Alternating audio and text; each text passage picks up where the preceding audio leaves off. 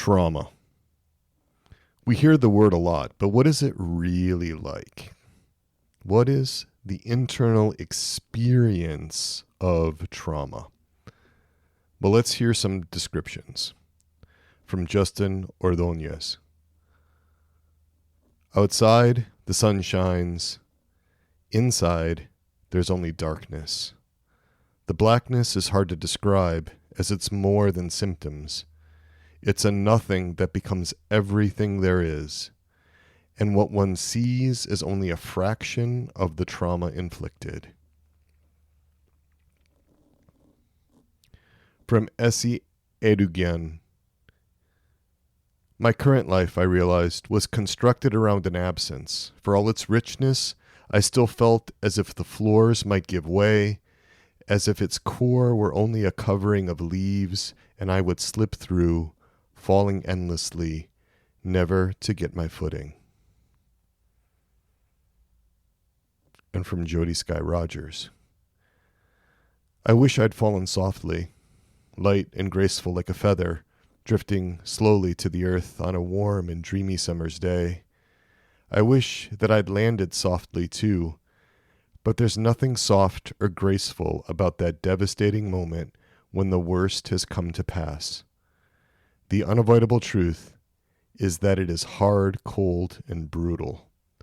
All that you know to be true and good in life shatters in an instant.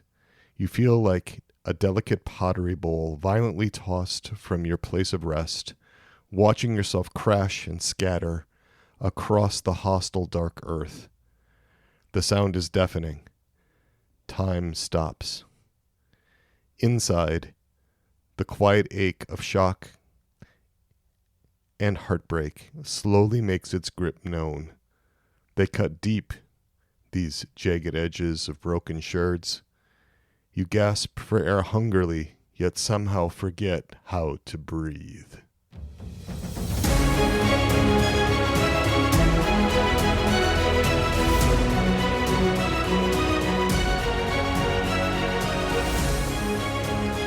Not only are we born into a fallen world, but we are born into a traumatized world. And not only do we share in the fallen human condition, but we share in a traumatized human condition. This quote from Kenny Weiss, he said, quote, "No matter what kind of childhood we've had, nobody escapes trauma while growing up." The fall goes way back. It goes back before the world was even created, to the fall of Lucifer, the light bearer, the morning star, Lucifer and his angels. And then that fallenness entered our world through original sin, the sin of Adam and Eve. And these are the original traumas, the fall of the angels, and then the fall of humankind with original sin. You and I, though, we are together in the adventure of this podcast, Interior Integration for Catholics, and we are journeying together in this fallen human condition, in this fallen world, and I am thankful to be with you. I am Dr. Peter Malinowski, clinical psychologist, passionate Catholic, and together, you and I bring the best of psychology and human formation together. We harmonize it with the perennial truths of the Catholic faith. This podcast, Interior Integration for Catholics, is part of our broader outreach, Souls and Hearts, which brings the best of psychology grounded in a Catholic worldview to you and the rest of the world through our website, soulsandhearts.com. Trauma. We are just beginning a whole series of episodes on trauma. Many listeners have been asking for this. So many requests for me to address trauma head on. And it's such a tough topic and such an important topic. And since we take on the tough and important topics that matter to you, we're bringing it to you now. So today, we're going to get an overview of the best of the secular understandings of trauma. So much has changed since I entered my doctoral program in psychology way back in 1993. Back then, there was really one seminal text on trauma. That was Judith Herman's Trauma and Recovery. Now, especially in the last 10 to 15 years, there's been an upsurge of new, fresh, and much better ways of understanding trauma than what we had before. So today we're going to discuss first the impact of trauma. Then we're going to define terms. Those of you that are longtime listeners know how important it is that we define our terms. We're going to define what trauma is. We're going to define what an attachment injury is. We're going to define what a relational hurt is. And we're going to define what an adverse experience is. And then we're going to talk about different categories of trauma, different ways of understanding trauma. And we're going to recognize what trauma is from common reactions, signs, and symptoms. I'm going to give you the commonly accepted ways of recognizing what trauma is. We're going to discuss commonly accepted effects of trauma. How does it impact us? We're also going to discuss the traumatic effects of what didn't happen, right? What was missing from one's experience. And then we're going to have an experiential exercise to help you identify areas within your internal experience that are impacted in some way by trauma. The impact of trauma. Let's talk about that. This I'm taking from a fact sheet from the North Dakota Department of Human Services, but it's out there in the internet in a lot of different forms.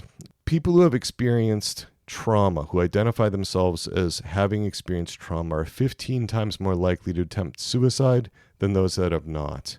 They're 4 times more likely to abuse alcohol, 4 times more likely to develop a sexually transmitted disease, 4 times more likely to inject drugs, 3 times more likely to use an antidepressant medication, 3 times more likely to have work absences, and 3 times more likely to experience clinical levels of depression. They're also 3 times as likely to have serious problems on the job, 2.5 times more likely to smoke, twice as likely to develop chronic obstructive pulmonary disease, COPD, and 2 times more likely to have serious financial problems. There's a really famous TED Med talk entitled How Childhood Trauma Affects Health Across a Lifetime by pediatrician Nadine Burke Harris. It was originally aired back in September of 2014. It's got 4.5 million views. Goes into all the negative health effects. We're talking medical conditions that are associated with adverse childhood experiences. And we're going to talk about those in a little bit more. But even when you control for different variables, even if you take out lifestyle choices like smoking and so forth, you still see massive impacts on individuals' health that are associated with childhood trauma. All right, well, let's start talking about the definitions of trauma. There's a lot of confusion and a lot of conceptual sloppiness when it comes to actually pinning down what trauma is. If you go back to John Breer and Scott back in the Principles of Trauma Therapy book in 2006, people use the term trauma in 3 particular ways. First, to identify a traumatic experience or an event. The second is to describe the resulting injury or stress. And the third is to discuss the longer-term impact and consequences of those events. So you get this slippage in terms of how we actually understand it. Let's go to the American Psychological Association. On their website, they define trauma as, quote, an emotional response to a terrible event like an accident, rape, or natural disaster. Immediately after the event, shock and denial are typical. Longer-term reactions include unpredictable emotions, flashbacks, strained relationships, and even physical symptoms like headaches or nausea, end quote. Okay, so there's a lot of problems, I think, in this definition, because first, they emphasize that trauma is an emotional response. But as we'll see, it's much more than merely an emotional response. It's a response that covers the entire gamut of a person's experience. So to limit it just to an emotional response, I think, is problematic. The second thing is that this definition misses the central and defining element of trauma, and that the experience is overwhelming. The experience overwhelms the person at the time of the trauma. Now, one good thing about this definition is that it does understand trauma as the response, not as the event, but as the response. On the Integrated Listening Systems website, trauma is defined as the response to a deeply distressing or disturbing event that overwhelms an individual's ability to cope, causing feelings of helplessness, diminishes their sense of self, and their ability to feel a full range of emotions and experiences. So this is a better definition, right? It really captures that there's this overwhelming aspect to trauma that compromises the person's capacity to function in a variety of different arenas. I thought about going into the Diagnostic and Statistical Manual, version 5 or edition 5, definitions of post-traumatic stress disorder and acute stress disorder, but I'm not going to address those here because basically it's not worth the time. Those diagnostic criteria have been highly criticized by so many professionals for being very limited, being way behind the curve, and not recognizing the nuances and categories of trauma responses. It's just not worth our time to address them. You can look them up if you want. They're readily available on the internet. So trauma, we're going to continue to remember that that's the response, the internal response to a deeply distressing or disturbing event that overwhelms the person's capacity to function. That's the essential aspect of it. Now, let's talk about an attachment injury. Now, Dr. Sue Johnson defines an attachment injury as, quote, a feeling of betrayal or abandonment during a critical time of need, end quote. So this is really a relational definition. It has to do with attachment, the capacity to connect in a deep, bonding way with another person. The Uniformed Services University Human Performance Resource Sheet says that an attachment injury is an emotional wound to an intimate, interdependent relationship. It usually happens after a breach of trust, particularly in a time of need or in a moment of loss or transition. Once an attachment injury occurs, it can leave one or both partners feeling betrayed or abandoned. So that's a little broader definition. I like that definition a little better because it does capture this interdependent relationship, the issues around trust, and it's not just in a time of need, but it could be a moment of loss or transition that this happens in. Examples of the causes of attachment injuries. This list is from John Gottman's book, What Makes Love Last? How to Build Trust and Avoid Betrayal. So there can be, number one, conditional commitment. This is where you or your partner are on the lookout for someone more attractive, more desirable, someone who might be a better soulmate, right? So the commitment isn't strong. The second could be a non-sexual affair. Sometimes these are called emotional affairs, where your partner is in an emotional connection with somebody else.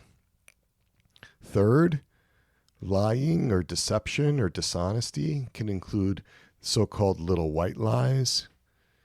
The fourth is forming some kind of coalition against the other person, maybe pulling the kids in, trying to isolate your partner, and so the relationship is no longer collaborative. Fifth, absenteeism or coldness in the relationship. This is where the partners are no longer prioritizing each other in a time of need. Instead, there's distancing, and this can have a really devastating impact. And this could be failing to support each other during highly stressful events, or maybe, consistently missing opportunities to turn towards each other during the ordinary demands of day-to-day life. Number 6, the withdrawal of sexual interest. Sometimes one spouse is okay with this and the other is not. It can indicate that there's a lack of valuing of the other person.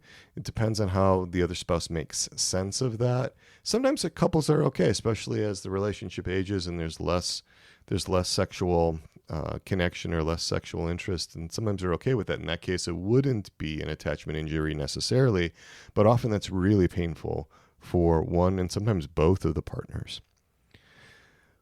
Seventh, disrespect. John Gottman says, quote, "A loving relationship is not about one person having the upper hand.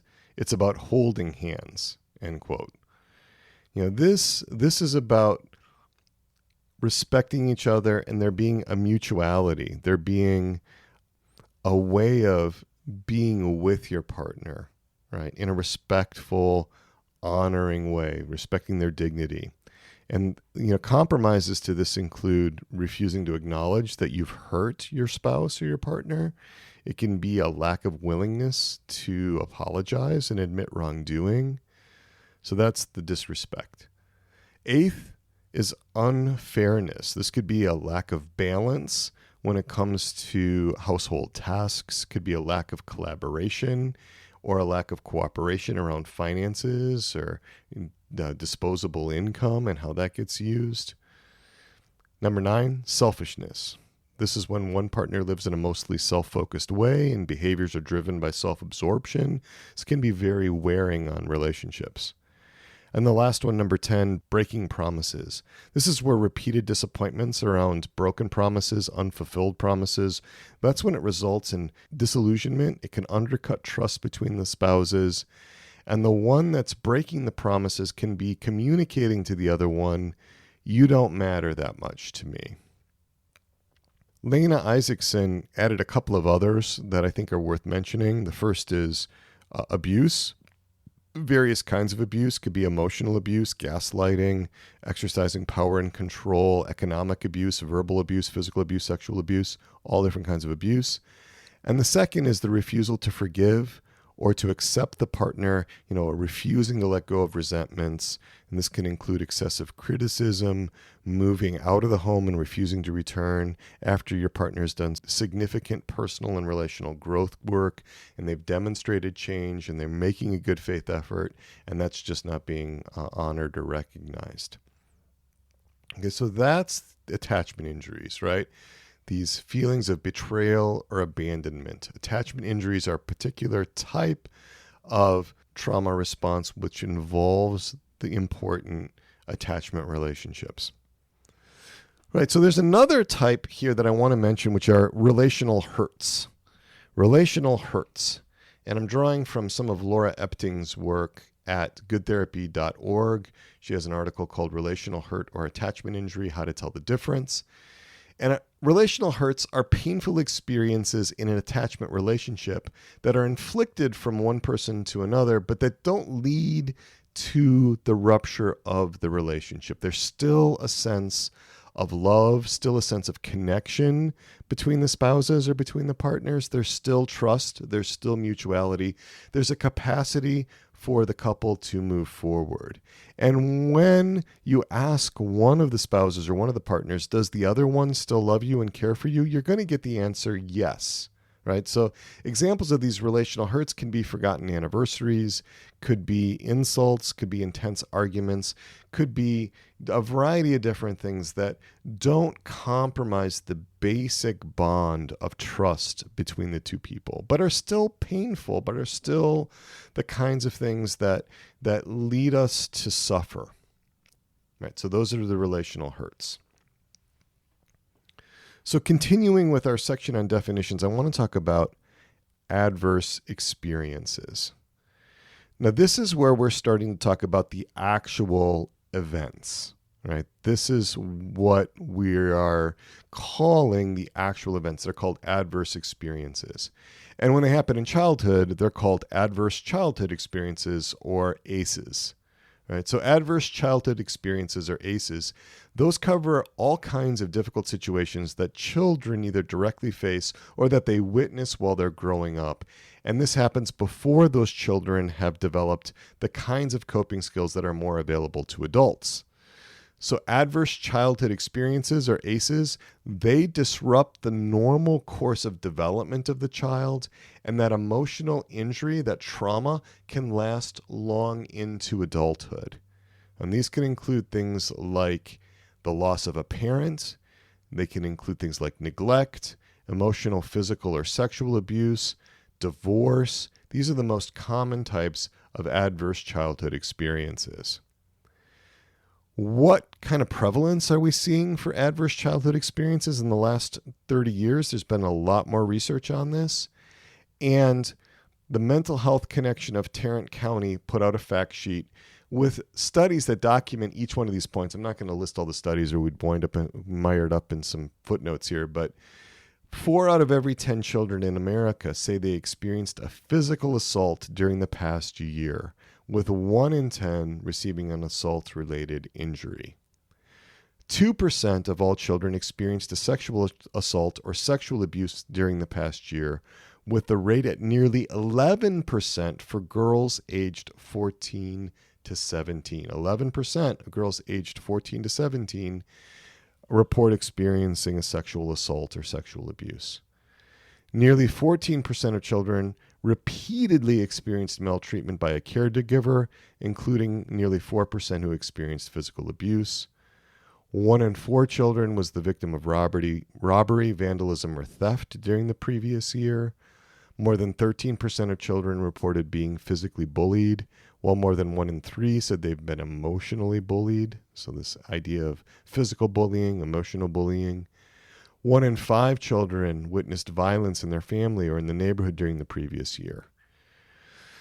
All right, in 1 year, about 39% of children, these are adolescents between the ages of 12 and 17, reported witnessing violence. 17% reported being a victim of a physical assault, and 8% reported being the victim of sexual assault.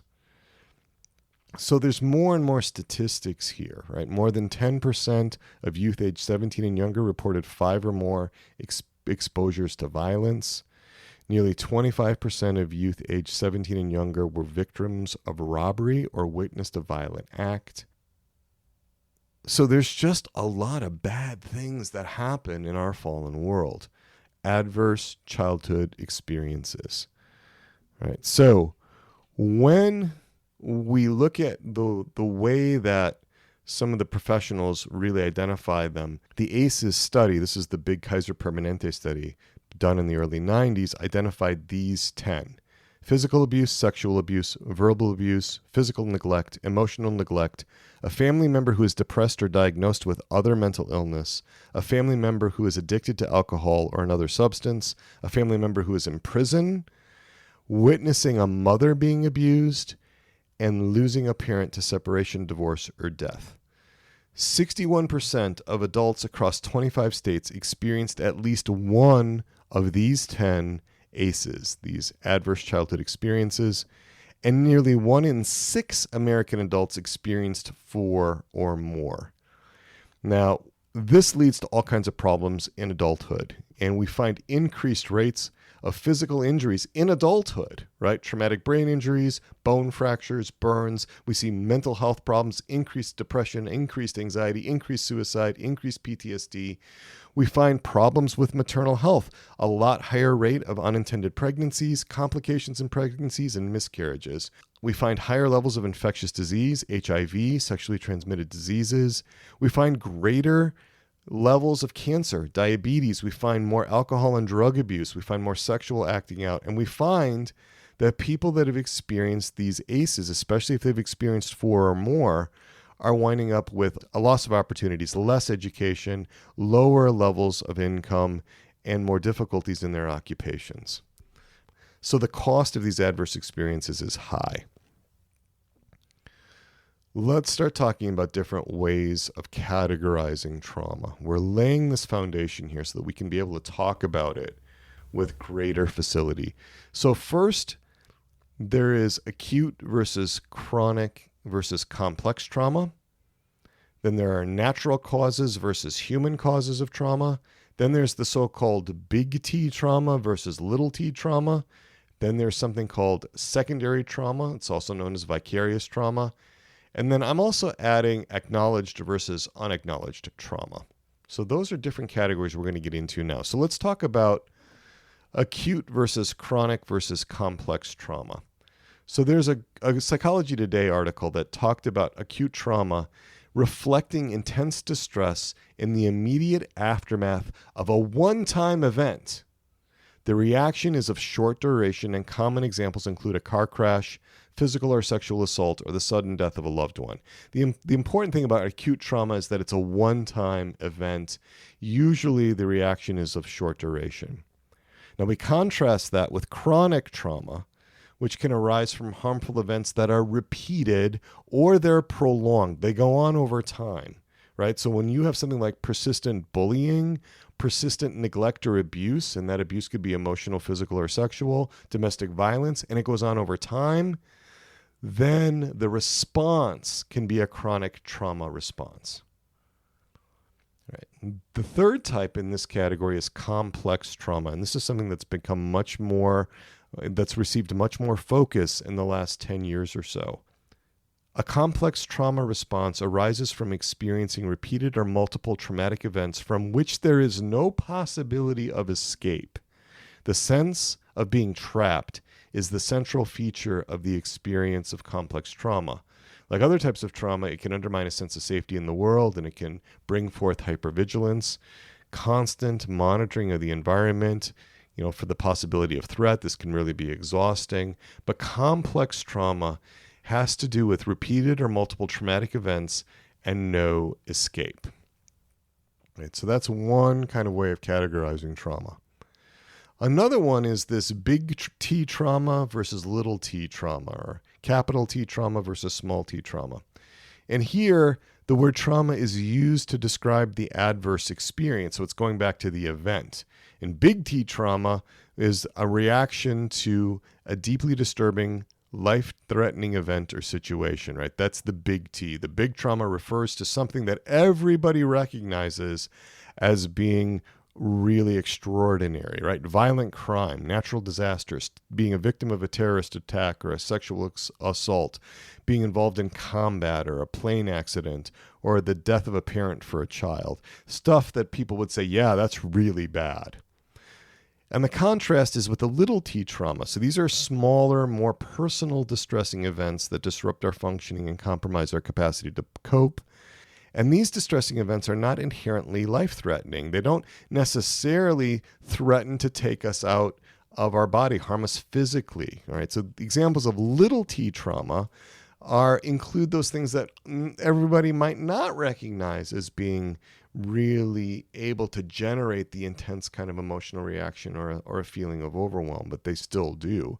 So this can be interpersonal conflict, infidelity of a romantic partner, conflict with a boss, job change, a geographic relocation where you move to a different part of the country. It could be a romantic breakup. It could be the death of a pet, or it could be legal trouble or financial difficulties, those kinds of things.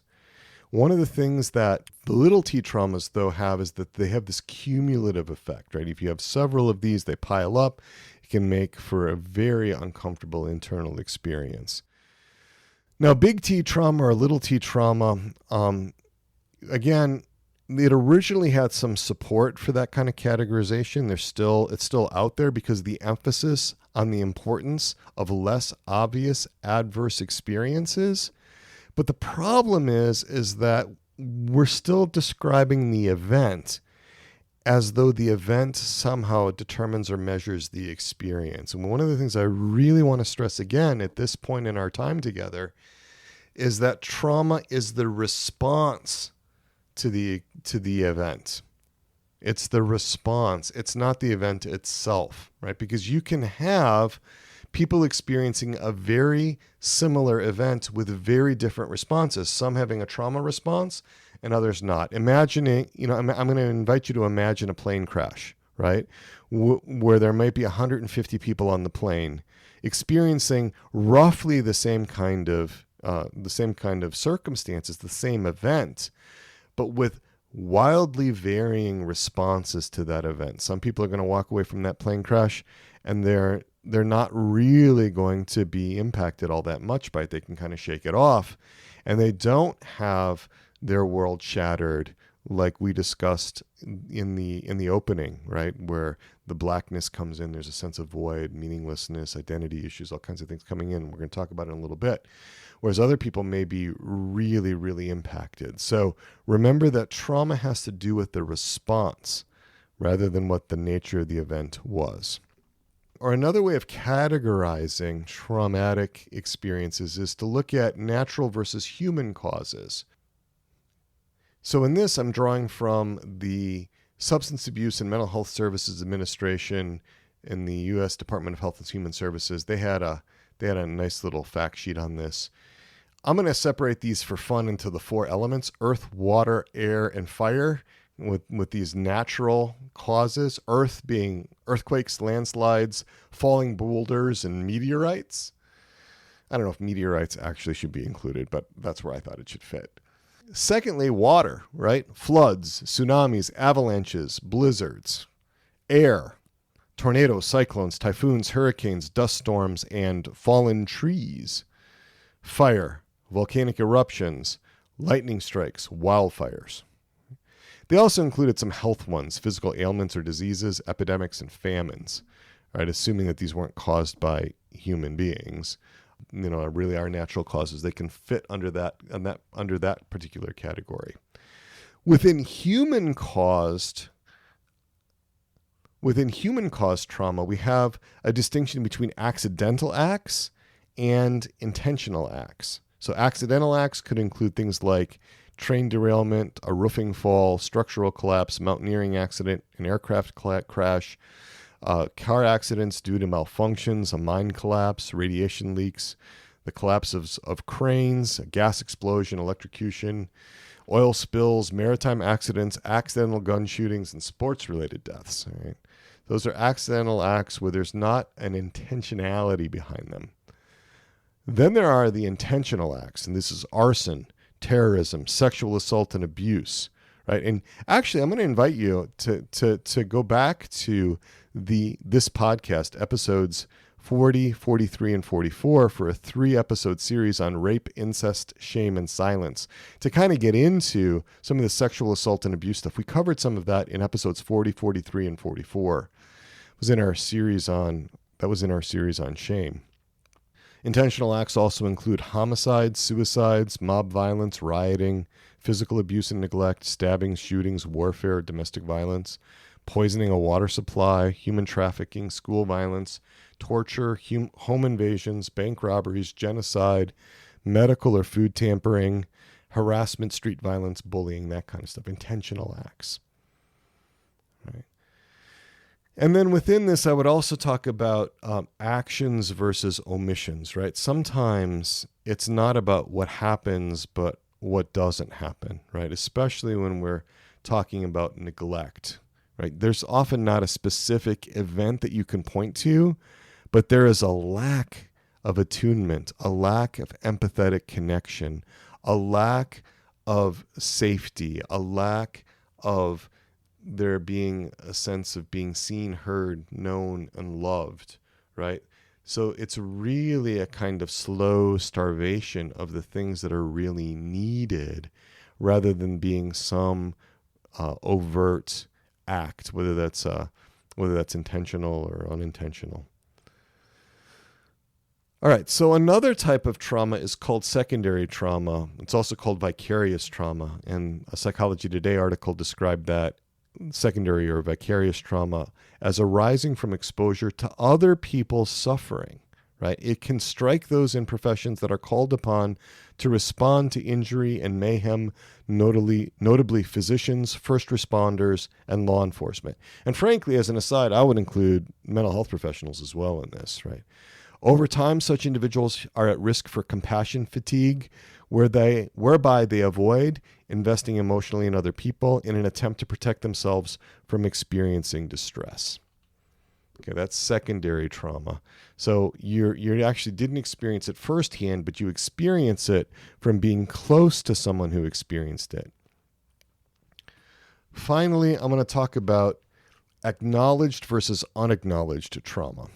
So what do we mean there, right? I'm talking about the frame of reference.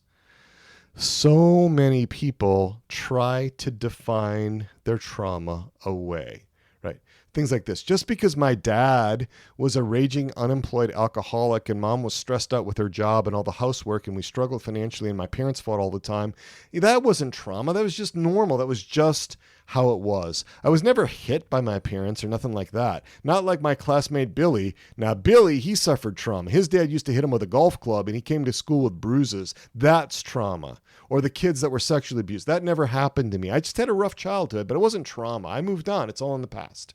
And you can see that there's a way of really trying to minimize, avoid, and not connect with what the experience actually was. And again, there's a protective intentionality behind that kind of approach to our experience. That minimization is an attempt to try to make sure that I'm not going to be overwhelmed by the intensity of my experience. All right, so those are different ways of categorizing trauma. Now we want to move on to recognizing trauma from the signs and symptoms. This is so important. Now I'm drawing from many secular sources here, but the Substance Abuse and Mental Health Services Administration, SAMHSA, their Trauma-Informed Care in the Behavioral Health Services publication, that was really helpful, especially Chapter 3. It's all about understanding the impact of trauma. Right? So we're going to talk about the emotional and psychological symptoms of trauma. We're going to talk about the cognitive symptoms of trauma. We're going to talk about the physical symptoms of trauma. We're going to talk about the behavioral symptoms of trauma. And we're going to talk about the existential symptoms of trauma. All right, those 5 domains. Now, the other thing that this particular publication did is that it made a distinction between the immediate reactions and the delayed signs, right? Because those can be really different, especially from person to person. So we're going to talk about these 5 areas: the emotional and psychological, the cognitive, the physical, the behavioral, and the existential.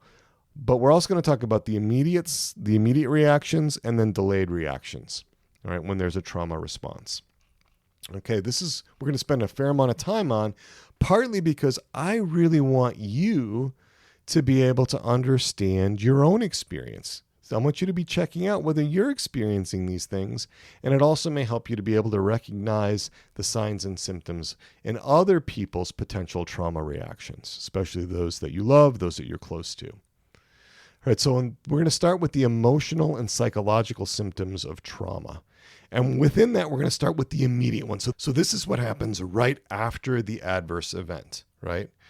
The emotional overwhelm. Remember, that's characteristic of trauma, that there's an emotional overwhelm that can lead to shock, denial, disbelief, feeling disconnected or numb or detached. We call that dissociation. We'll talk about that more in a bit.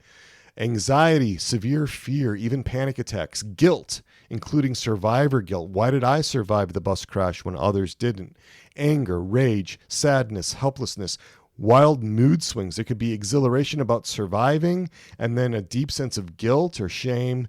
Sometimes there's emotional constriction, shutting down, going into a freeze response. Those are all immediate emotional and psychological symptoms of trauma. Let's talk about some of the delayed emotional signs. This is the stuff that comes in after, right? After all the initial intensity is passed. But what's still going on inside the person? How are we recognizing that there might be a trauma response in the emotional or psychological arena? Well, we can see irritability, hostility, edginess, depression, mood swings, different kinds of anxiety, right? Phobias and generalized anxiety. One really common one is fears that the trauma is going to happen again. Grief, shame, a sense of being very vulnerable, very fragile, emotional detachment or disconnection in relationships, hopelessness, despair, the inability to enjoy anything. We call that anhedonia, or the difficulty in experiencing positive emotions. Those are all delayed emotional signs or symptoms of trauma, right, within that realm of emotional and psychological reactions. So that's the first one. Now we're going to move on to the cognitive symptoms of trauma. These have to do in the area of thinking, of thought, right, of information processing. So immediate cognitive reactions to trauma include disorientation, difficulty concentrating, ruminating, obsessing, having racing thoughts, having intrusive thoughts, right? Replaying that traumatic event over and over again. Visualizations of the event. Could be time distortion, extreme alertness, right? This hypervigilance, always on the lookout for warnings of potential danger, a new sensitivity to loud noises, smells, or other things around you, memory problems, including being unable to remember the event, feelings of being out of control, feeling unreal, and what we call depersonalization. And that's where you're not yourself. You feel like you're watching someone else. You have these persistent or recurrent experiences of feeling detached from yourself, as if you were an outside observer of your own mental processes or of your own body. You might feel like you were in a dream, right? An unreal feeling of yourself or your body. Maybe time seems to have slowed way down. That's depersonalization. And another dissociative symptom is derealization. This is where you have this ongoing, recurrent experience of unreality. Things just do not seem like they are real in your surroundings. The world around you seems dreamlike or distant, like you've walked into some sort of Salvador Dali painting or something like that, right? It just doesn't seem real, like you've entered into the Twilight Zone or something like that. Really common cognitive reactions in the immediate aftermath of an adverse event. What about delayed cognitive signs? What do we see there? Right? Again, I'm going to bring up dissociation again. And dissociation is this mental process of disconnecting from one's own thoughts, disconnecting from your feelings, disconnecting from your body, disconnecting from your memories, disconnecting from your sense of identity. The thing about this is that this disconnection in dissociation is automatic and it's completely out of your control. It's not something where you say, I think I'm just going to check out for a while. I mean, some people can voluntarily dissociate, but what we're talking about here in a trauma response is it's not voluntary. It's not experienced as something that you have control over. And there are 5 particular ways in which this can manifest itself: amnesia, depersonalization, derealization, identity alteration, and identity confusion. So let's go through these, right? Amnesia. These are the gaps in memory, right? They can last from minutes to years, really common around adverse experiences where people just don't remember, right? They don't remember the time before the car crash. They don't remember the time after the car crash. Sometimes they don't remember the whole day that they found out that their spouse died, that kind of thing. Depersonalization, right? That's feeling really disconnected from your body and thoughts. We discussed that just a little while ago. Derealization, feeling very disconnected from the world around you, like the world is unreal, dreamlike, distant, distorted. Identity alteration. This is the sense of being markedly different than you were before, right? Just like that your whole sense of self is being questioned and that you've become somebody other than who you were. And then also identity confusion. This is, again, confusion about who you really are. And we're going to have a lot more to say about dissociation in future episodes, but for now, the main thing to remember about dissociation is that there is some kind of internal disconnect. All right. Another delayed cognitive sign can be what's called alexithymia, and that's the inability to recognize or describe your own emotions. I can't put my feelings into words. The experience of trauma can sometimes defy speech, our attempts to put it into words. This is from Bessel van der Kolk, who wrote a book called The Body Keeps the Score. It's really the best book on trauma that I've ever read in the secular world. And Bessel van der Kolk said this: people who suffer from alexithymia, remember alexithymia is that the inability to recognize or describe your own emotions. People who suffer from alexithymia tend to feel physically uncomfortable, but they cannot describe exactly what the problem is. As a result, they often have multiple vague and distressing physical complaints that doctors can't diagnose. In addition, they can't figure out for themselves what they're really feeling about any given situation or what makes them feel better or worse. This is the result of numbing, which keeps them from anticipating and responding to the ordinary demands of their bodies in quiet, mindful ways. If you are not aware of what your body needs, you can't take care of it. If you don't feel hunger, you can't nourish yourself. If you mistake anxiety for hunger, you may eat too much. And if you can't feel when you're satiated, you'll keep eating, right? One of the things we're going to talk about in just a little bit is how disconnected those who've experienced this intense trauma response can be from their bodies. But for now, to go back to the cognitive realm, intrusive memories that keep coming and coming, reactivation of previous traumatic events, right? So if there's a recent traumatic event, it can bring up all kinds of things that happened from previous traumatic events that have not been activated or triggered in recent days or years. Nightmares, confusion, distraction, being highly critical of the self, blaming the self. What could I have done better? How could I have gotten my way out of this? Like the self-recrimination and rumination about what one did or didn't do in the traumatic situation. Preoccupation with the event, it being the only thing I can think about, and denial of the event. Some people, will have a delayed cognitive reaction of denying the event. And this is where Judith Herman, in her book Trauma and Recovery, which I mentioned, said, quote, "The conflict between the will to deny horrible events and the will to proclaim them aloud is the central dialectic of psychological trauma." Will we speak what our experience was, or are we going to try to bury it so that it doesn't overwhelm us? That's what Judith Herman says is the central dialectic of psychological trauma. Again, more cognitive effects, difficulty with decision-making, and then magical thinking that certain behaviors, including avoidance, will protect you against future harm.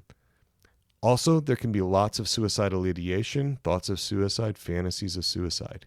So that's what's going on with the cognitive. We've covered the psychological and emotional reactions, both immediate and delayed.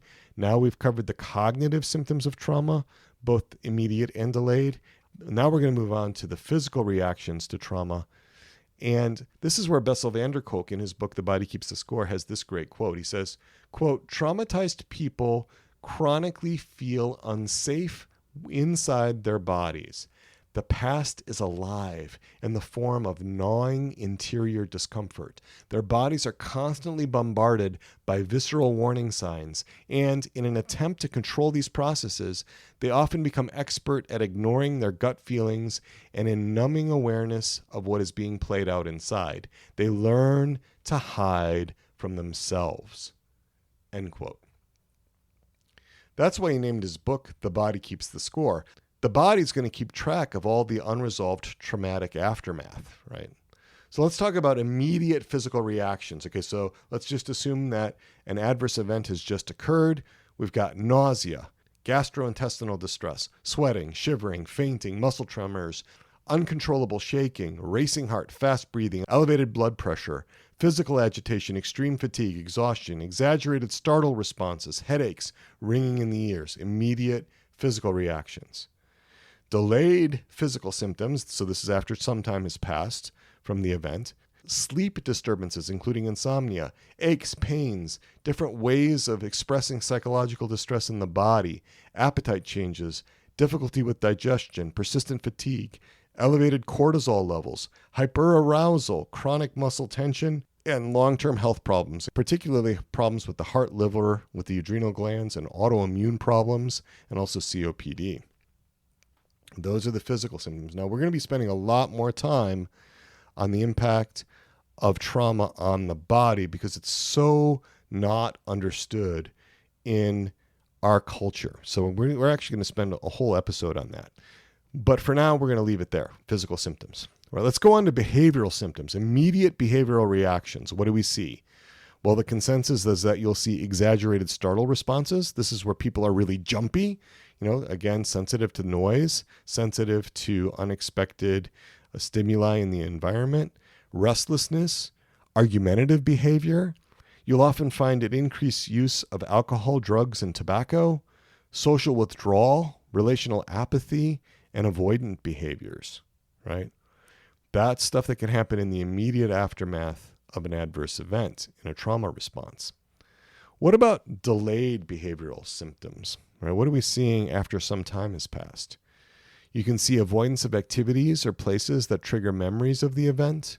You can see social relationship disturbances, decreased activity levels. Sometimes people get into high-risk behaviors, things that are not healthy, that are quite risky. You can see the increased use of alcohol and drugs. You can see impulse control problems. You can see social withdrawal, which can lead to isolation, right? Disruption of social relationships. And Judith Herman said in her book, quote, over time, as most people fail the survivor's exacting test of trustworthiness, she tends to withdraw from relationships. The isolation of the survivor thus persists even after she is free, end quote. So much trust issues come in here. And a lot of times what passed muster for a trusting relationship in the past is not up to it anymore. The levels of demand for trust go way up sometimes in trauma survivors. So they have difficulty maintaining close relationships, and there can be also sexual dysfunction. All stuff that happens at the behavioral level. And so finally, we have these existential systems, and I'm so glad that the SAMHSA article included existential symptoms. This often gets neglected in discussions of trauma, right? What kinds of things are going on existentially? What kinds of things are going on spiritually? So immediate existential reactions to adverse events can include the intense use of prayer, the restoration of the faith in the goodness of others. So that's a positive thing, right? If you were rescued from a traumatic situation by law enforcement or by paramedic or something like that, firefighter, you might have this sort of real rush of restoration of faith in the goodness of others. But there can also be a loss of self-efficacy. There can be despair about humanity, especially if the event was intentional, right? That intentionality where somebody was engaged in something evil. This can lead to negative thoughts about yourself or negative thoughts about other people or about the world. There's an immediate disruption about assumptions about life, the fairness of others, the safety of the world, the goodness of others, the predictability of our lives. All of that can be really, really challenged. Those are the immediate existential reactions. But let's talk about delayed existential reactions, right? So there can be real harm to one's sense of identity, feeling as though I'm permanently damaged by this adverse experience. There can be a lot of questioning, like, why me? Why did this happen, right? There can be increased cynicism, disillusionment about the future, real cynicism about mankind, right? And we get this, and Dr. Mark Goulston, in his book, Post-Traumatic Stress Disorder for Dummies, captures it in this quote. He says, quote, unlike simple stress, trauma changes your view of life and yourself. It shatters your most basic assumptions about yourself and your world. Life is good, I'm safe, people are kind, I can trust others, the future is likely to be good, and replaces them with feelings like the world is dangerous, I can't win, I can't trust other people, there's no hope. That gets to radical shifts in the assumptions and beliefs that one has about the world. You can see increases in self-confidence. If I can survive this, I can survive anything. You can find decreases in self-confidence. You can find a loss of purpose or meaning. You can find renewed faith. You can find hopelessness. You can find people reevaluating and reestablishing their priorities. You can find people redefining the meaning and importance of life and reworking life's assumptions to accommodate the trauma.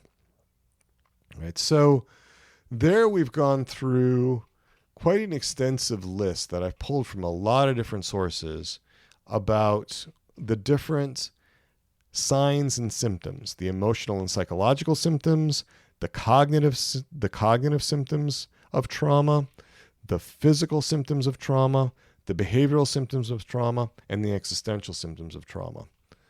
But now I want to get into its effects. We want to get below the surface level, right? What we've been talking about so far is generally readily observable in oneself or in others that are suffering from trauma, but it's only sort of a surface level perspective. I want to get into what are the real underlying effects of trauma that have a huge impact on the way that we function, right? So one thing I want to really emphasize is that when you're experiencing a trauma response, you have gone into survival mode. The big concern inside is the necessity of coming out of this alive. We're talking about very primitive, very basic responses, a drive to survive. And this is from Lebo Grand. He says, quote, We don't learn things that help us to thrive when we are in survival mode. End quote. Many, many people live chronically in survival mode because of their experiences, their adverse experiences. They are in an ongoing, chronic trauma response. So that first effect of trauma that I'm emphasizing is survival mode. The second thing that I see is this increasing fragmentation, right? A decreasing internal integration. And that's what this podcast is all about. It's called Interior Integration for Catholics. We talked about how integration is a primary sign of mental and psychological health. But what happens is the overwhelming intensity of experiences, of these adverse experiences, which are what defines the trauma response, that leads us to fragment. We can experience, for example, overwhelming grief. We talked about that in episodes 81 to 83. What happens then is that we need these disconnects. We need to not know that if A equals B and B equals C, then A equals C, because A equals C is too threatening for us to comprehend or to come to grips with. Right? Let me give you a really obvious example of a little girl whose father is sexually abusive. That little girl, 5 years old, she can't come to the full implications of the reality of her situation without being overwhelmed. She needs to disconnect. If A equals B and B equals C, we still can't get to A equals C. We can't use that transitive property. We can't get there, right? So what happens is that we have to sever different connections within us. We have to fragment because there's a benefit of being able to continue functioning, at least in some way. That's what happens in a trauma response. We have this fragmentation. As part of that fragmentation, we may lose a sense of time, too. Bessel van der Kolk says, quote, "When something reminds traumatized people of the past, their right brain reacts as if the traumatic event were happening in the present. But because the left brain is not working very well, they may not be aware that they are re-experiencing and reenacting the past. They are just furious, terrified, enraged, ashamed, or frozen." End quote.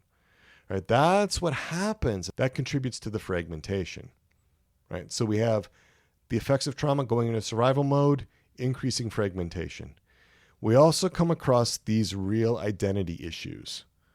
Right? Real questions about, now that this has happened to me, who am I? And this is a quote that really illustrates that from Shiori Ito in Black Box. Shiori Ito says, "I felt as though everything inside me had been obliterated.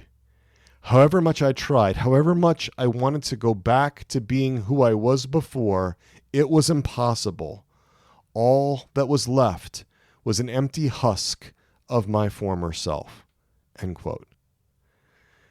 That really captures the experience of so many people, especially those who have had complex trauma. They don't know who they are. Right, so that's the first aspect of identity issues. The second one that I want to talk about that I think is so central in the trauma response, especially when it becomes chronic, right? When the response goes on over months and years, is this question of shame. Shame. Trauma generates and activates and exacerbates and perpetuates this deep sense of shame.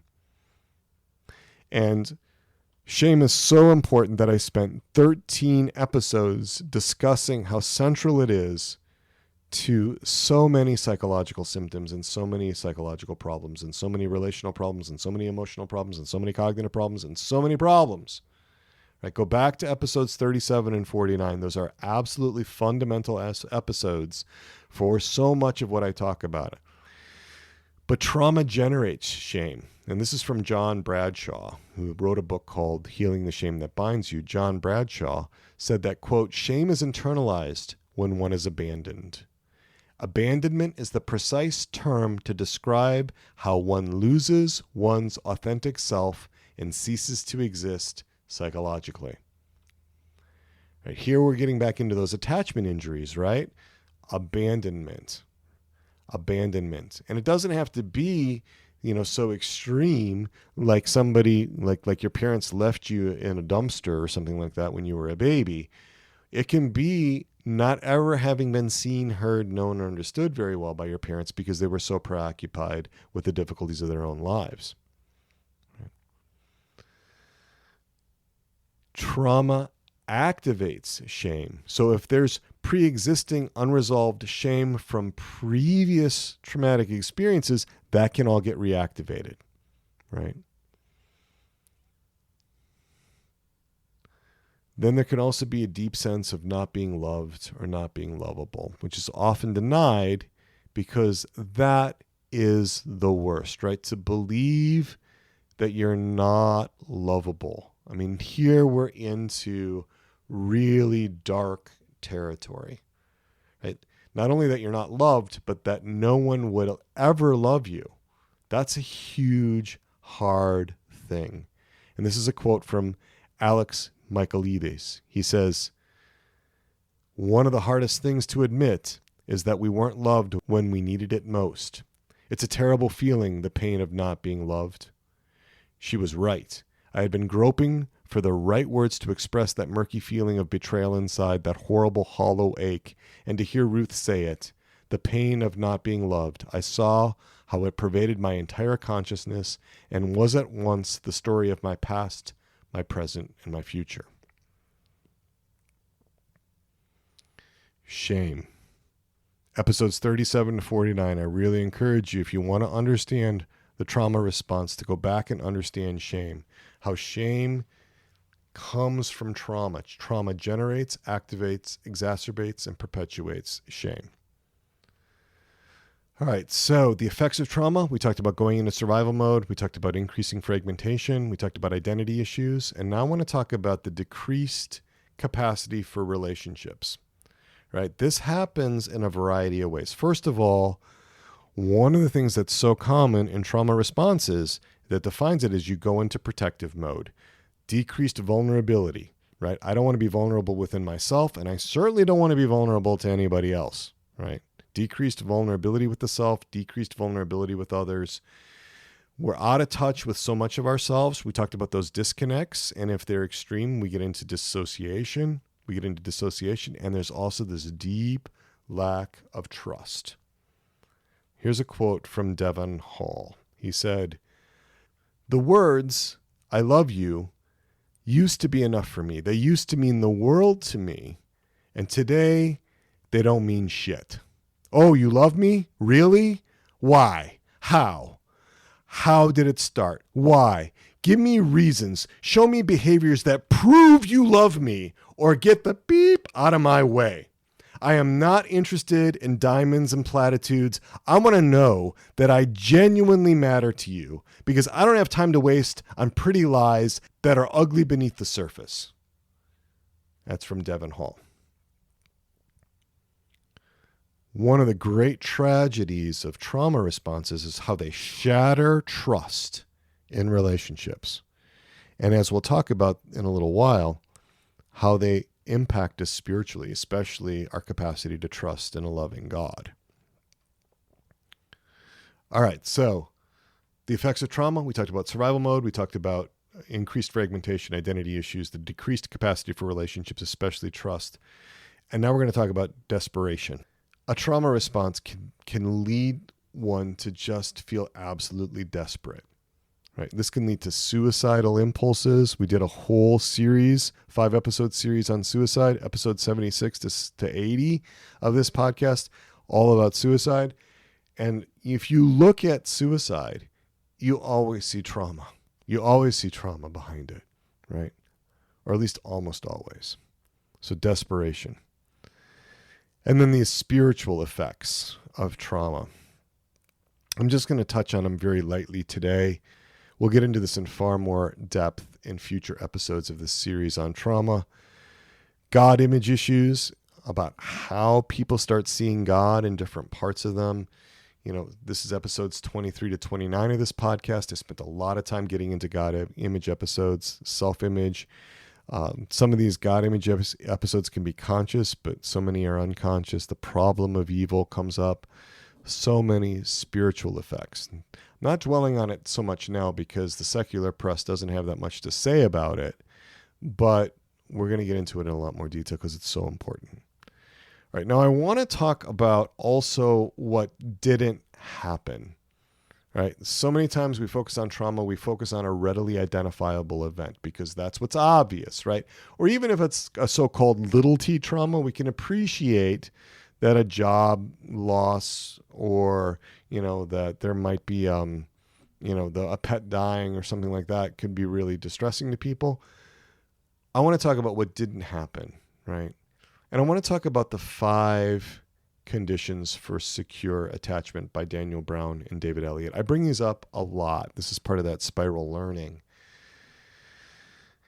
So much depends on whether these 5 conditions for secure attachment can be reestablished after the adverse event or after the adverse experience. 1, can we feel safe and protected afterward? Can we have that sense? Can we feel seen, heard, known, and understood? Can someone else help us make sense of the adverse experience? Can they enter into our phenomenological worlds and appreciate something of it? Right? Danielle Burnock has this quote: "Trauma is personal. It does not disappear if it's not validated. When it is ignored or invalidated, the silent screams continue internally heard only by the one held captive. When someone else enters the pain and hears the screaming, healing can begin." Now, I would also argue that we need to hear ourselves. We need to hear our own parts that are in so much distress. Right? It's not just about having somebody else hear it, but we need to hear it. Sometimes other people can sense it. Sometimes other people can see it. But if we refuse to sense it, if we refuse to see it, the care of another person is not going to be enough. Natasha Trethewey, in her book Memorial Drive, A Daughter's Memoir, said, quote, "To survive trauma, one must be able to tell a story about it." End quote. The third element here is feeling comforted, soothed, calmed, and reassured. And this is something that's so difficult for so many people who have gone through trauma and who are struggling with the aftermath. Because again, it's hard to connect. It's hard to feel safe. It's hard to trust enough to allow enough vulnerability to feel comforted, soothed, calmed, and reassured. But it is absolutely essential. Here's another quote from Bessel van der Kolk in his book, The Body Keeps the Score. Quote, "Feeling listened to and understood changes our physiology. Being able to articulate a complex feeling and having our feelings recognized lights up our limbic brain and creates an aha moment. In contrast, being met by silence and incomprehension kills the spirit." End quote. Trauma survivors need to feel comforted, soothed, calmed, and reassured. They also need to feel cherished, treasured, loved, and delighted in. That's the 4th primary condition of secure attachment. And to feel that someone else has his or her best interests in mind. All right, so that's what didn't happen, right? And I'm really, really focused when I work clinically on what didn't happen, what kinds of things didn't happen, because the way that one feels unlovable is often because one wasn't loved by the ones that were really most important to love the person. Okay, so one important point I want to make is that you don't have to have all these signs or all these symptoms or all these effects for there to be trauma. Trauma is going to be manifested in different ways in different people. That trauma response might be more emotional in one person and more cognitive in another person. It might be much more body-based in a third person. It might be much more existential in another person. And so the different profiles of how these symptoms and reactions manifest themselves in trauma, there can be wide variations, and you don't have to have all of them in order to be experiencing a significant trauma reaction. Just wanted to make sure that I said that.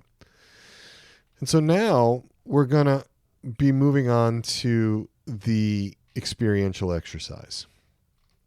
And in this, I want to again emphasize that this is not therapy. This is more of an exercise around self-exploration.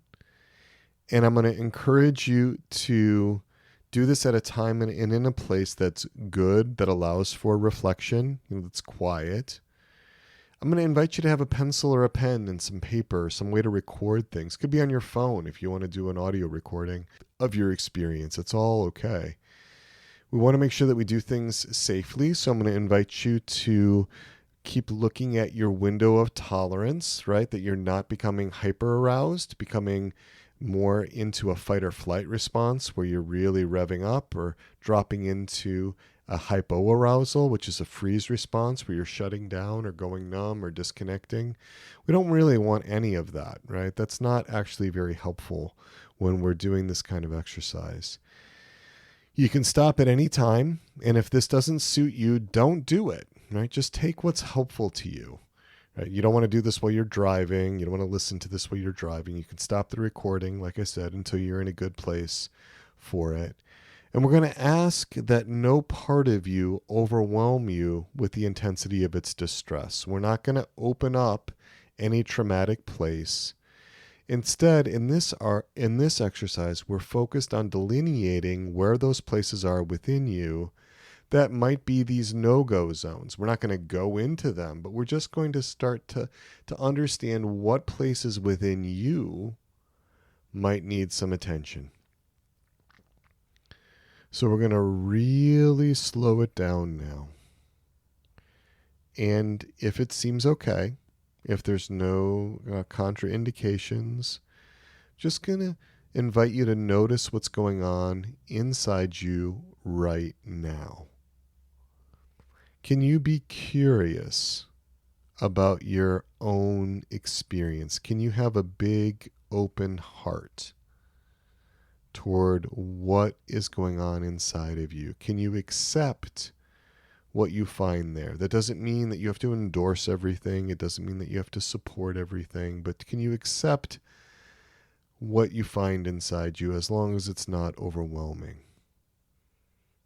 Are you sensing that in this moment you're receptive to new ways of understanding yourself, to new things that you might discover as we gently and calmly and kindly and safely go inside? Does that all seem okay? And if not, then I'm going to encourage you to honor that. There's something that seems unsafe. There's something that seems like it's not okay. I'm going to invite you to honor that and to not go forward with this. But if there aren't any contraindications, if it does seem okay, I'm just going to invite you to notice what's happening in your body right now. We're just going to get a sense of the space you're in right now. What's happening with your body?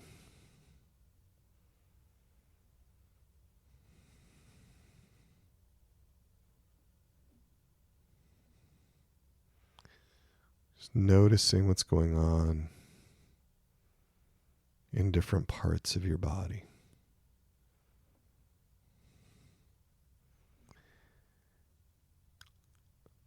And where are you emotionally right now? What are you experiencing in terms of your feelings? What emotions are up right now?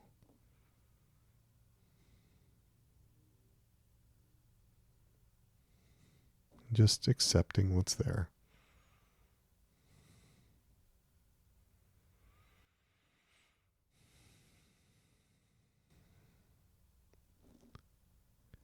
Any visual images?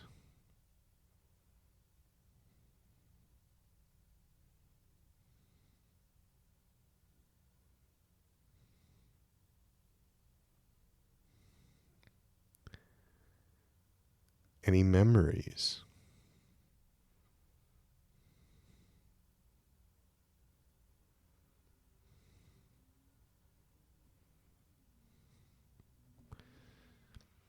Any inner voices that just seem to be saying something to you about you.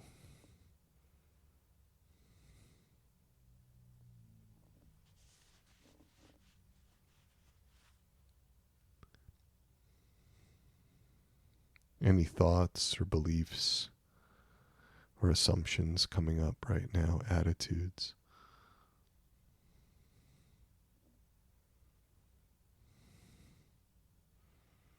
If it's helpful, you can note them down.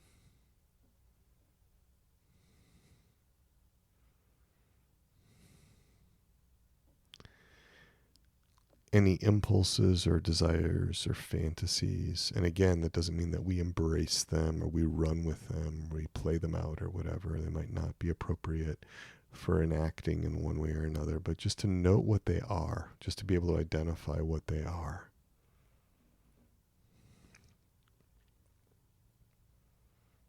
Impulses, desires, fantasies.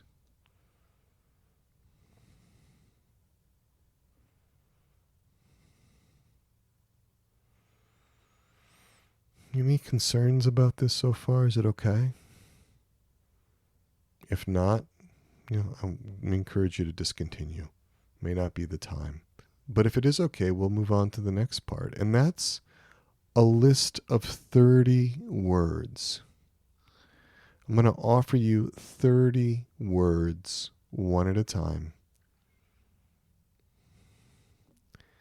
And I'm just going to invite you to notice how you respond to each of these words. Body sensations especially, but also emotions, visual images, memories, inner voices, thoughts, beliefs, assumptions, impulses, desires, fantasies, anything that changes inside as you hear these 30 words one at a time. And you might write down any words that seem to bring up something for you and your reaction to them. We're not trying to expose any areas of trauma. We're not trying to explore any areas of trauma. But if your parts are willing, we want to understand more about your internal world and your inner experience, right? We're looking for what we call trailheads that you might explore at some point in the future, if it's okay, if it's safe enough, if it's quiet enough, and if there's agreement inside that it's a good thing to pursue, right? So with that, we'll just start this list. I'm just going to invite you to notice if there's any reactivity to any of these.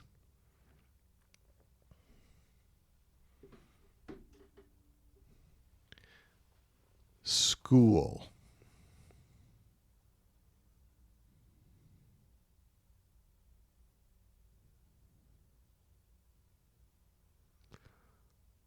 Love.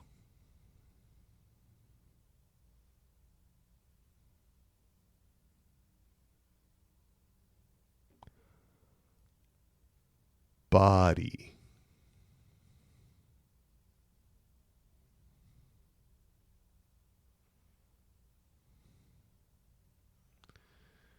Being seen or heard.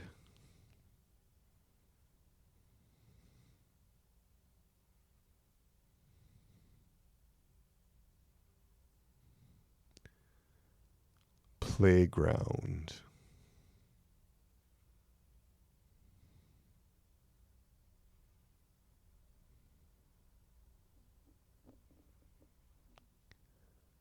Loneliness.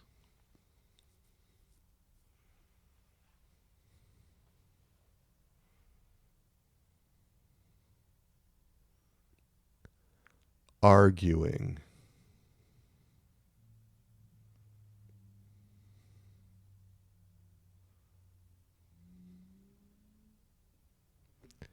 Sickness.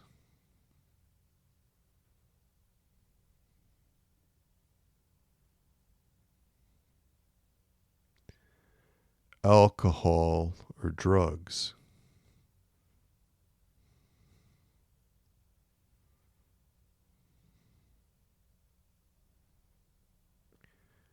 Fear.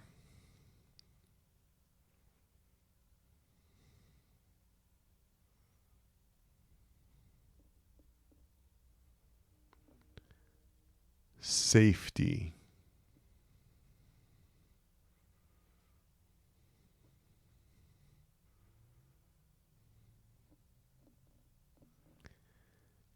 chaos,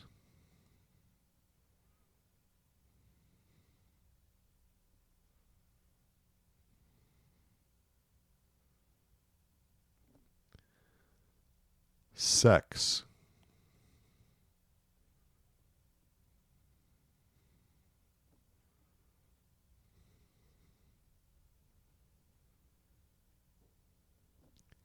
escape,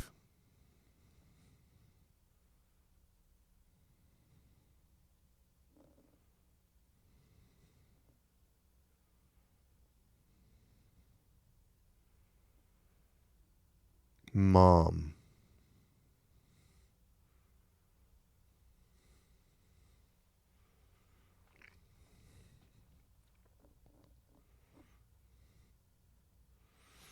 okay, we are halfway through the list. We've covered the first 15.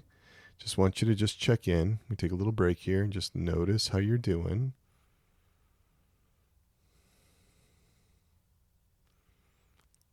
Just invite you to reconnect. It's part of that integration we work with here. Just noticing where you're at, reconnecting with your baseline. Can catch up on any notes that you might want to make. And in just a little bit, we'll continue with the other half of the list.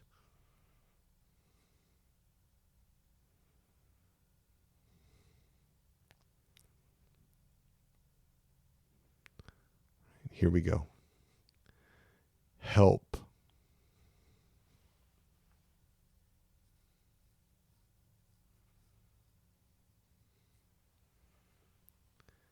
Shame.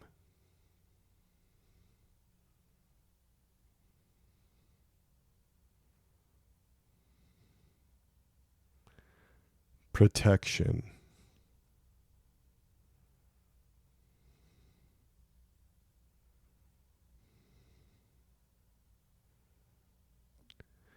Pain.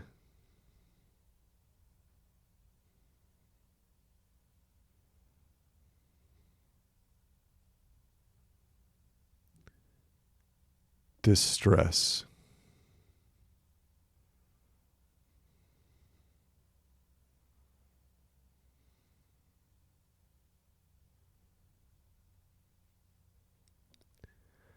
Trust.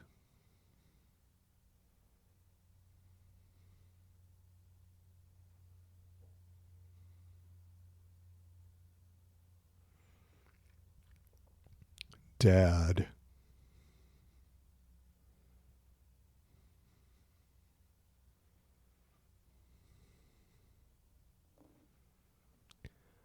Wound.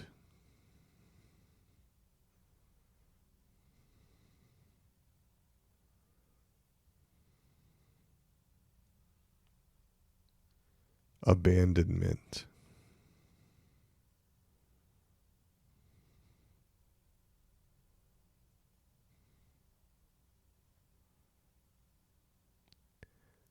Abuse.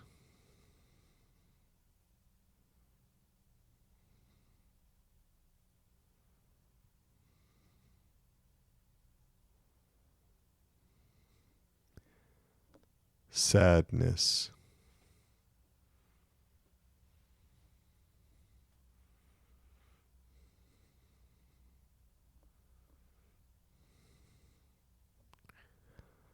Nothing.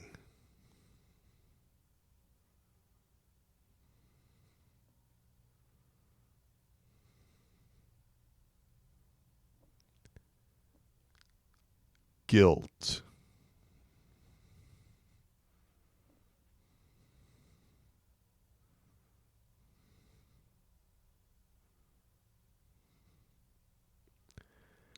Anger.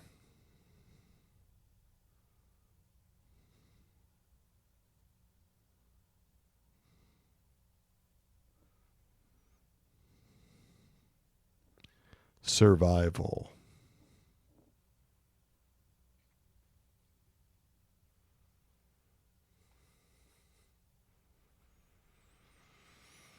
And I'm just also now going to invite you to write down any other words or images or thoughts or assumptions or beliefs or anything else that was going on inside you that might be markers or ways to identify territory for you to explore in some way that's good for you at some point in the future.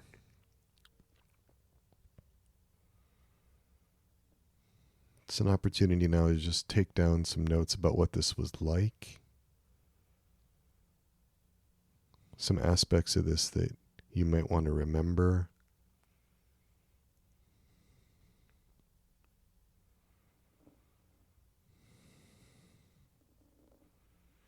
Some things that you might want to keep with you from this experience that we've had together. And then a lot of gratitude for the openness inside, for the willingness to be able to be shown things that maybe you didn't know before.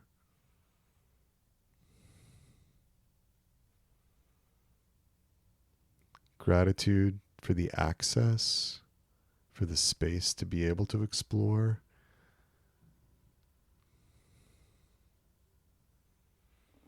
And then anything else that you might want to just make a note of.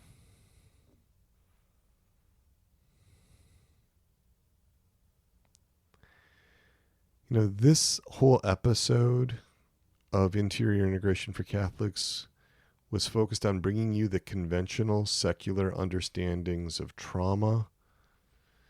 But there are two areas in the secular conceptualizations of trauma that really warrant a much deeper exploration. The first is our physiological response, our bodily responses to trauma. We're going to get into that in our next episode, episode 89. This isn't just about memories. This is also about our bodies. It's not just about psychology. It's also about physiology, what happens in our bodies, because trauma involves the whole person. Body, mind, soul, every part of the person. And Bessel van der Kolk says, trauma victims cannot recover until they become familiar with and befriend the sensations in their bodies. Being frightened means that you live in a body that is always on guard. Angry people live in angry bodies. The bodies of child abuse victims are tense and defensive until they find a way to relax and feel safe. In order to change, people need to become aware of their sensations and the way that their bodies interact with the world around them. Physical self-awareness is the first step in releasing the tyranny of the past. In our culture, we are often very disconnected from our bodies. Our bodies are places where we often dump things that seem too threatening to allow into our conscious awareness. So much happens in our bodies with trauma, and so much of that is beyond our capacity to control by sheer willpower in the moment. Susan Pease Bannett says that, quote, PTSD is a whole body tragedy, an integral human event of enormous proportions with massive repercussions, end quote. In the next episode, we're going to talk about The Body Keeps the Score by Bessel van der Kolk. We'll talk about polyvagal theory by Stephen Porges. Dana Accury, she says, quote, we cannot outrun our past trauma. We can't bury it and think that we will be fine. We cannot skip the essential stage of processing, accepting, and doing the hard yet necessary recovery work. There's a mind-body connection. Trauma can manifest itself into chronic physical pain, cancer, inflammation, autoimmune conditions, depression, anxiety, PTSD, complex PTSD, addictions, and ongoing medical conditions. We need to be able to connect with our bodies. Then, after we've done the body stuff, in the next episode, we'll talk about common treatment modalities. We'll talk about EMDR, eye movement desensitization and reprocessing. We'll talk about other ways of treating trauma. And then we'll get into internal family systems approaches to trauma. As many of you know, that is my favorite way of working with trauma. And then we'll bring all this groundwork on trauma together to address the spiritual dimensions of trauma. This is such a neglected area. It's so important. How does trauma impact the spiritual life? You know, grace perfects nature, St. Thomas Aquinas tells us. We have to understand how we're doing on a human formation level in order to have that solid natural foundation for the spiritual life. So that's a little taste of where we'll be going in future episodes. I'm so excited to be on this journey with you. Now, you're a listener to this podcast, and in that sense, you are with me, and I'm also with you. And I want you to remember that you can call me on my cell any Tuesday or Thursday from 4:30 p.m. to 5:30 p.m. Eastern Time. Those are my regular conversation hours with you, with all of my listeners. I've set that time aside for you. 317-567-9594. That's my cell phone number. 317-567-9594. You can also email me at crisis@soulsandhearts.com. Now, time is running out. I've got an opportunity that's available to you until January 15th, 2022. The Resilient Catholics community at soulsandhearts.com/RCC. How did you respond to that experiential exercise? What did you learn? Was that interesting to you? Can you see the potential for doing more of that kind of work on a weekly basis, on a daily basis? If you really resonated with that experiential exercise, if you've really appreciated this podcast, especially the internal family systems approach to parts, to understanding oneself in terms of multiplicity and unity, if you're into that, I want to invite you to apply to join the Resilient Catholics community. The Resilient Catholics community is all about loving with your whole heart, with all of your being. It's about getting over the natural level issues that hold you back from tolerating being loved and from loving God and others in a deeper, richer, more intimate way. It's all about your human formation, informed by internal family systems and grounded in our Catholic faith. So if you're really into this podcast, if these ways of conceptualizing the human person, of conceptualizing interior integration, of conceptualizing human formation, of conceptualizing resilience, if these are appealing to you, then the Resilient Catholics community, the RCC, may be for you. $99 registration fee gets you the initial measures kit. We'll generate a 5-page report. It's all about your parts, about how your parts interact. It's going to be our speculations about that. You'll get a weekly premium Interconnections podcast that's just for RCC community members. Lots of experiential exercises like the one you just did today, but going much, much further because it's all in an integrated course. That course meets for 44 weekly sessions over the course of a year. $99 a month is all that it costs. And in fact, if you can't pay that, we'll take you on, we'll get you financial aid, we'll make whatever needs to happen for you to be able financially to be able to do it. So check it out. Doing that IMK initial measures kit, going through that process, having the time to go through it with me, because I meet with each one of you that does it for 15 minutes. It's all part of a discernment process to see if the RCC is a good fit for you. So you're not obligated to stay in the RCC if you apply, if you go through that initial application process with that. So I'm going to invite you to do that. Call me with questions, 317-567-9594. You can email me, like I said, at crisis@soulsandhearts.com. If you're interested, sign up, soulsandhearts.com/RCC. That's where you can find the landing page with all the information and the registration link. So get that done by January 15th, or we'll be waiting again until the RCC reopens in June. And with that, I want to thank you for being here with me. I want you to know that I pray for you. I'm going to invite you, if you aren't already, to pray for me, to pray for all of us at Souls and Hearts, that we can bring you what you need. And we'll invoke our patroness and our patron, Our Lady, our Mother, untie her of knots. Pray for us. St. John the Baptist, pray for us.